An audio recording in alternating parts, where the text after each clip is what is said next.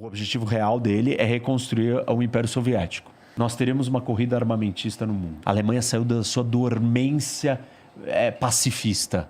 Ela vai gastar com armamento. O que acontece? O que você acha que acontece? Assim, a Rússia tomou um passo que não dá pra voltar atrás agora. Tem duas possibilidades. Ou ele ganha ou ele perde a guerra, né? Vamos lá, em futurologia aqui. O que acontece se ele ganha? E o que acontece se ele perde? E o que quer dizer ganhar? Ganhar quer dizer, imagina... Calma, deixa ele falar, porque talvez ele vai falar uma coisa diferente do que você tá imaginando. Essa parte da pergunta, ela é importante, porém problemática. Porque a gente não Preocupar sabe... não necessariamente é ganhar. Ó, assim, o Clausewitz tem uma frase muito importante e famosa pra gente entender a guerra. A guerra é a continuação da política por outros meios. Talvez a frase mais importante sobre o assunto da história. E o que significa essa frase? Vamos destrinchar ela. O que é política? Você acredita numa tese ou numa visão de mundo. Eu acredito em outra. Você acredita em outra. A gente estava aqui até agora discutindo sobre confiança, família, capital social, cada um numa. A gente está discutindo, está argumentando. A discussão começa a ficar calorosa, começa a esquentar. Você me joga esse copo, eu viro essa mesa, a gente começa a se matar. Ah, tu não vira essa mesa. Mas beleza, vai lá. Você esqueceu que eu sou o The Rock. Muito bom. Desculpa, vai. É mesmo, The Rock. Bom, vamos lá. Por que nós estamos se matando? Por uma razão política. E aí eu tô falando política com P maiúsculo. O que é política? Divergência de visões de mundo, de valores, de ideias, de crenças, de argumentos. E aí a gente está se matando por uma razão política. Então, quando eu preciso entender qual é o objetivo político quando a gente fala em guerra. Se não começa uma guerra sem saber onde você quer ir politicamente. Se você fizer isso, você vai fracassar. Nós não sabemos qual é o objetivo político do Putin. Não sabemos. A gente chuta. Imagina. Porque tá na cabeça dele. É só ele, entendeu? Eu não tenho certeza. Eu olho e estudo o assunto e falo assim, eu acho que pode ser isso, isso e isso. Mas eu não sei exatamente qual é o nível do que ele tá... Sobretudo o peso de cada uma pirando, do que ele tá pensando. Eu não consigo entrar na cabeça dele. Quem que define sempre o objetivo político? O líder político. Por isso que no Ocidente... E em vários países também, nós temos a seguinte regra. Aquele que conduz a guerra tem que estar subjugado à decisão do líder político. Porque senão ele começa a guerrear, ele começa a matar e ele não sabe por quê e para onde ele está indo. Porque ele fica focado no objetivo obsessivo da operação. E a guerra nunca é comandada pela operação, porque ela começou pela nossa divergência política. Então, quem vai determinar o objetivo político é o líder político. E sem objetivo político, a gente não consegue medir se ele alcançou ou não o objetivo dele. Eu não sei qual é. Vou citar alguns aqui que eu acho que pode ser. Primeiro, que era o pior de todos e que ninguém achava que ia acontecer. Conquistar a Ucrânia inteira. Derrubar o presidente, instalar um governo pró-Rússia e ser o dono da Ucrânia. Ele quer colocar o cara que os ucranianos derrubaram, não é? Um cara que a gente não sabe quem é. Talvez esse, talvez outro. Mas ele quer colocar um cara dele. Tá. E ele quer governar a Ucrânia. Ele quer dizer, Ucrânia é minha. A Ucrânia não existe como nação independente. A Ucrânia não existe como Estado. Eles são os irmãos, são extensão da nossa família. Belarus tá um pouco assim. Isso. Já tá meio assim. Meio repetir o modelo. Tem um problema com esse objetivo. Gigante. Os ucranianos têm que concordar. 40 milhões de problemas. Isso, os ucranianos têm que concordar e falar assim, eu não vou lutar. Eu aceitei. E assim, eles estão lutando. Então, ele vai ter que ficar lá, lutando contra eles para aceitar. O que tem abaixo disso? O primeiro, o mais simples que todo mundo falava, era ele ocupar as províncias do leste. Tornar autônomas e anexar e falar, são parte da Rússia. O segundo objetivo, que eu acho bem plausível, hoje inclusive, ele quer criar um corredor terrestre aqui, que conecta esse pedaço da Rússia por terra até chegar na Crimeia. Ele não tem acesso à Crimeia, aqui tem um mar de Azov. Aí ele construiu uma ponte aqui. mas a conexão da península da Crimeia A ponte gigante. com a Ucrânia é por aqui. Então, ele quer vir aqui por terra e recortar, tirar um pedaço aqui dessa parte, falar aqui é um território russo, a Crimeia já é Rússia, então a gente faz isso daqui. Se ele veio até aqui, ele pode olhar e falar assim, vamos um pouco mais e pegar o resto da saída para o mar da Ucrânia. Que aí vai reduzir a Ucrânia demais. Aí vai transformar a Ucrânia num landlocked country, ou seja, um país sem saída para o mar. E aí os países sem saída para o mar são países problemáticos. Sim. Salve as exceções.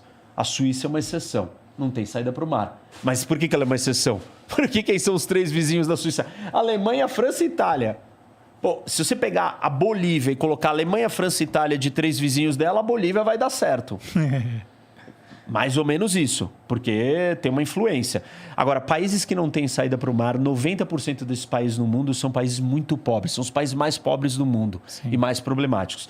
Se ele tirar o acesso do mar da Ucrânia, ele fez a Ucrânia ser um país bem inviável, bem problemático. E a última opção, sei lá, a quarta opção, ele pegar metade aqui da Ucrânia. Não só o leste, pegou esse corredor, mas vem até aqui, pega aqui, tem um rio que corta... Leva Kiev, será não? Não necessariamente, não precisa levar, mas seria melhor que levasse. Mas ele pega metade da Ucrânia. Esses seriam objetivos dele e aí ele conquistar. Mas e o objetivo oficial? Ele não faz parte. Não, o oficial é, nesse momento... Não, tô falando assim, o manifesto. Porque no momento você perguntar para o Putin, né, tipo, de acordo com a última declaração... Publicamente? Publicamente, assim, eu quero simplesmente, não quero tirar o Zelensky do poder, eu quero simplesmente que a Ucrânia assine que ela não vai fazer parte da OTAN e ela não vai fazer parte da União Europeia. Ele falou que ele queria tirar o Zelensky do poder. Foi a última ele declaração, falou que ele não ia invadir a porra da Ucrânia também. Né? Não, sim, mas assim, a última, pelo menos o que estava no New York Times de hoje, é que ele tinha falado assim, inclusive era uma coisa... As exigências. Exatamente. Putin agora diz que ele não faz questão de tirar o Zelensky do poder, o que ele busca de fato é esse pacto de neutralidade duplo em relação à União Europeia, em relação à OTAN. Esse você acha que não é um objetivo, até uma saída elegante nessa situação dele? Acho que ele pode até concordar em terminar com isso, só que o Ocidente nem a Ucrânia vão topar isso agora. Não podem tem nem topar dúvida. isso, não vão topar. Então, ele não alcançou o objetivo dele. Mas você acha que esse não está no Lex? Mas porque é que junto com esse tem vários dos grandes, outros. Né? Esse outro é bem menor, porque ele não envolve... Mas não é só esse, né? A lista que ele deu não é só esse. A lista é uma lista com vários itens. Um dos itens é esse. O outro item é independência do Donbass da região de Donbass. Você tem toda a razão. Então, assim, ele pediu um monte de coisas. A aceitação que a Crimeia é dele, reconhecimento que a Crimeia é dele, e Donbass como território Donbass com ele e assinar o acordo. Esses são os 3 principais, tem várias outras coisas. Mas mostra aí no mapa pro pessoal em casa, Donbass. Tá aqui, ó. Não, ali tá, beleza. Para o pessoal ver isso aí... Mais ou menos aqui, assim. Então, porque isso é importante, porque essa visão de pegar Donbass, ela afeta a saída para o mar, mas muito pouco, porque afinal de contas a Crimeia já está ocupada, então essa saída de mar já não está sendo usada pelos ucranianos. Então, muda um pouco a lógica do argumento da saída para o mar, não muda? De perda da saída do mar dos ucranianos, entendeu? Essa exigência, com esses 3 fatores, ela acaba não sendo uma exigência que afeta a saída do mar na prática dos ucranianos hoje em dia. Afeta? Não, ele não pediu que ele quer controlar toda a saída para o mar. Não pediu, tudo bem. Mas o que eu acho... Eu seu ponto e eu estou concordando com ele, o que ele quer... Não, só quero saber se está valendo agora esse objetivo. O que eu acho que não é o que ele pediu, porque ele pediu qualquer coisa.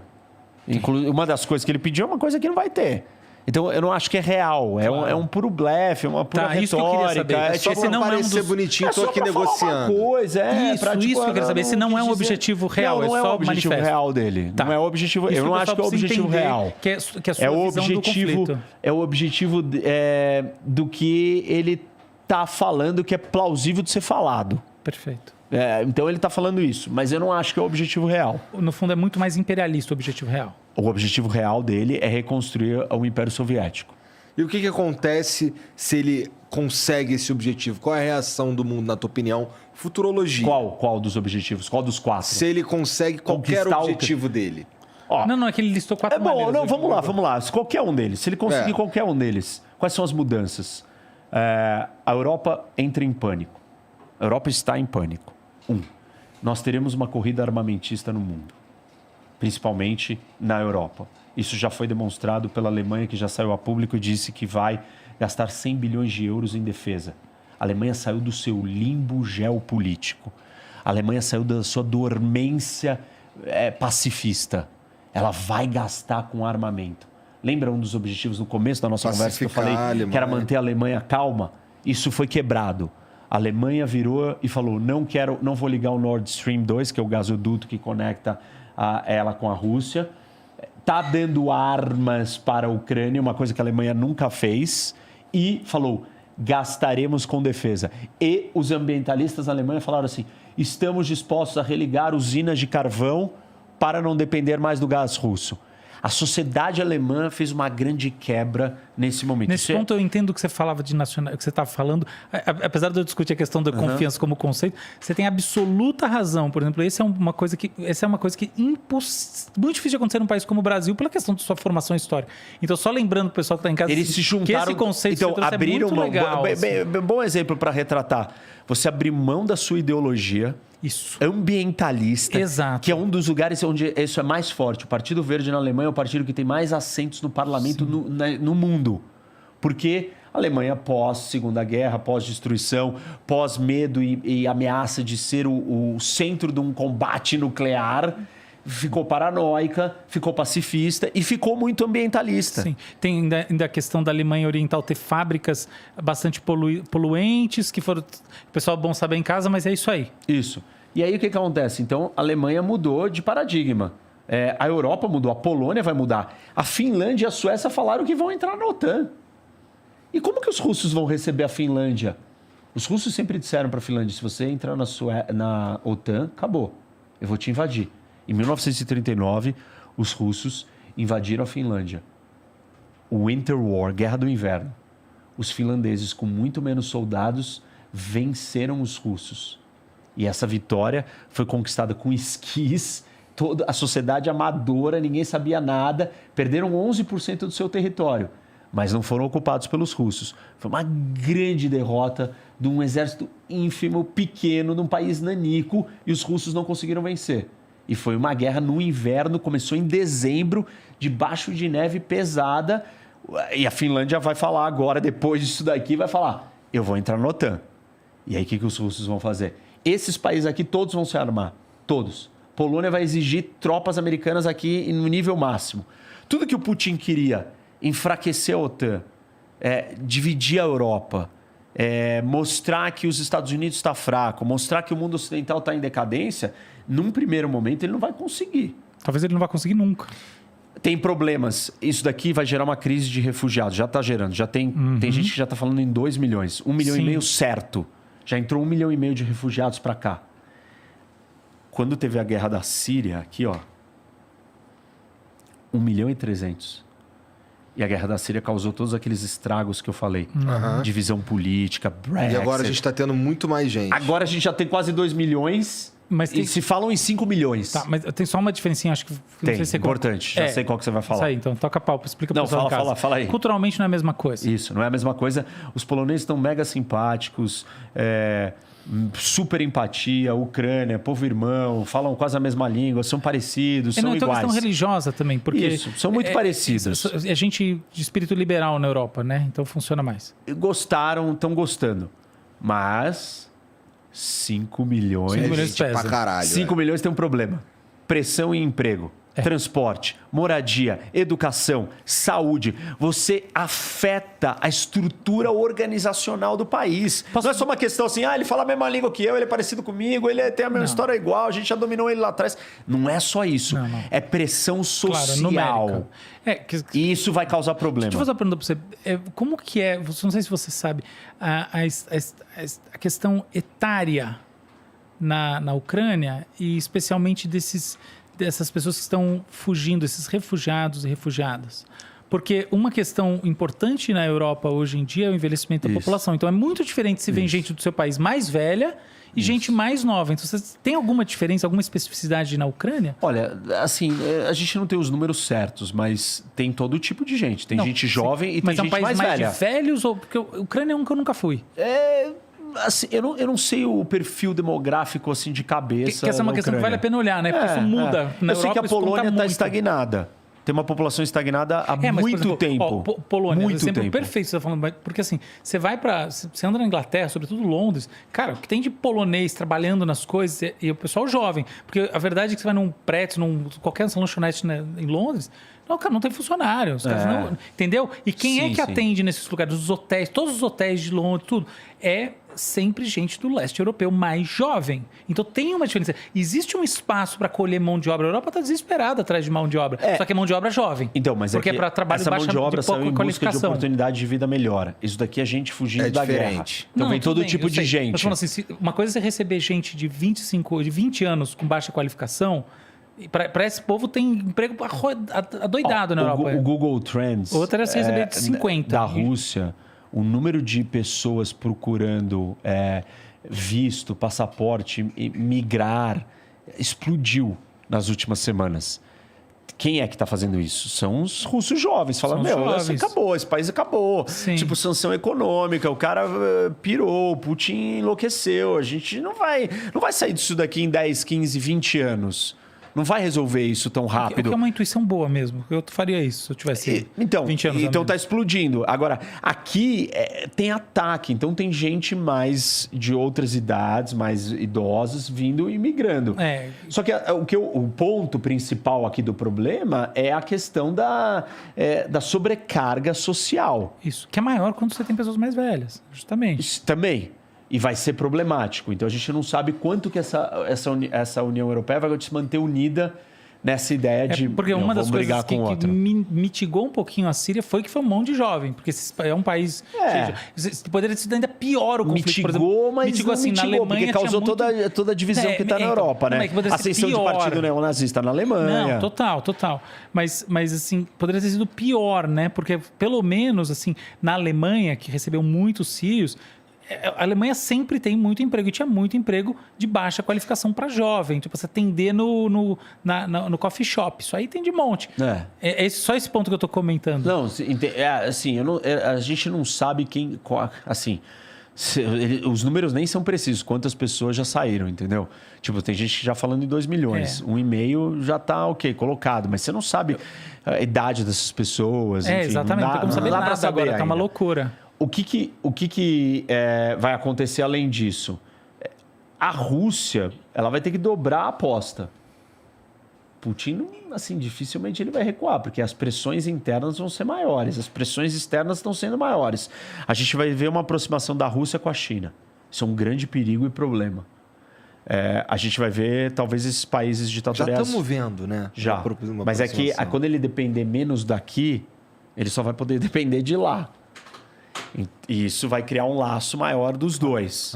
Isso é um problema, porque são duas grandes ditaduras. E a China, mais uma vez, vai capitalizar muito em cima da situação, né? Porque você poder negocie com alguém internacionalmente que só pode negociar com você. Isso. Meu Deus. Isso. E alguém que tem muitos recursos naturais e alguém que precisa de muito recurso natural. Porque a China e a Rússia, elas são complementares. Um tem muito para vender e o outro precisa de muito para comprar.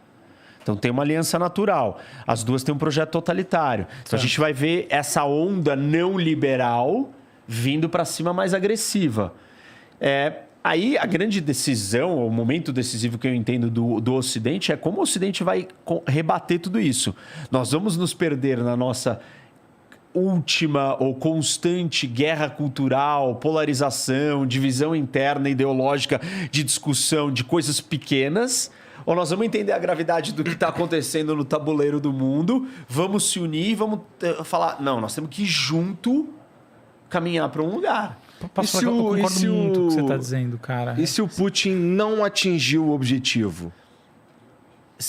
assim, dos 4 objetivos... Vamos dizer que ele falhou na guerra. Ele foi expulso da Ucrânia, que vai ser a coisa mais linda do mundo. Se ele for expulso da Ucrânia... Eu vou dar uma festa, quem está assistindo está convidado. Assim, pode todo mundo primeiro na minha casa. Centenas de milhares de pessoas. Ele vai sair muito fraco e provavelmente ele será derrubado. Com certeza. Ele vai ser derrubado. Então, a gente volta para um estado de normalidade no mundo? Não, porque quem vai assumir o poder na Rússia vai ser um outro Putinzinho. E aí a gente vai ter mais ou menos um fenômeno parecido na Europa, de armamentista. Se ele perder, talvez eles fiquem mais calmos. Tá. Tipo assim, foi uma experiência ruim, mas ok, perdeu, relaxa, gente, vamos viver em paz. Vai ser interessante ver a reação da China se ele perder. Porque isso muda muita coisa no tabuleiro de como a China vai se comportar daqui para frente. Se ele perder, tu acha que as sanções afrouxam? Afrouxam. Porque aí vai vir um outro governo e vai falar, não, ele errou, ele perdeu, nós perdemos, nós somos fracassados, tá tudo bem. Pro povo russo isso é melhor. E aí eles vão falar assim, não, vamos ajudar a Rússia a voltar, senão a gente vai alimentar um outro louco. E vai demorar um tempo, vai ter que aceitar, porque tá derrotado. É derrota, você derrotou, você foi derrotado, você tem que aceitar os termos do resto. Mas o resto vai querer falar, tá bom, vamos tirar as sanções. Só que... assim, a situação vai ser bem ruim se tiver chegado ao ponto dele perder. E aí existe um problema maior, que, sei lá, para a gente caminhar para esse assunto, que é o da questão nuclear. Vamos falar sobre isso. Posso, antes de fazer uma parte, botar você em mais uma fogueira, que eu adoro, né? Pelo menos eu avisei antes. Eu li um artiguinho do Hélio Schwartzman, que a propósito é meu amigo, a pessoa que eu gosto muito, que ele fez uma crítica. Ele que quem está acompanhando sabe que é uma pessoa que virou e falou assim, olha, eu entendo todas as questões, os blás, mas muito nessa linha. Cara, não tem blá, entendeu? Tem um país que foi invadido por um outro muito mais forte, era um país que não queria saneamento, é aquilo que a gente pensa e ponto final. Mas ele virou e falou assim, olha, eu acho que a ideia de que as mulheres e as crianças podem sair do país, mas os homens não podem, ainda mais num país em que tem essa formação em que nem todo mundo tem identificação plena com o Estado ucraniano, é uma violência. Ou seja, ele não concorda com essa ideia de que as fronteiras da Ucrânia devam estar fechadas para os homens da Ucrânia saírem. Como você vê a situação? Eu não entendi por que ele não concorda. Eles estão em guerra. Porque ele aí que tá, ele tem esse conceito de liberdade individual, pelo que eu conheço, muito forte, tipo, não importa a nação. Mas guerra... eu não sei porque ele não concorda. Quem sou eu para falar assim, isso? Não, é que assim, guerra é guerra. Não, tudo bem, eu queria que você reagisse aí. Sua visão. Para mim, não tem como você analisar essa situação sem entrar no pensamento de guerra.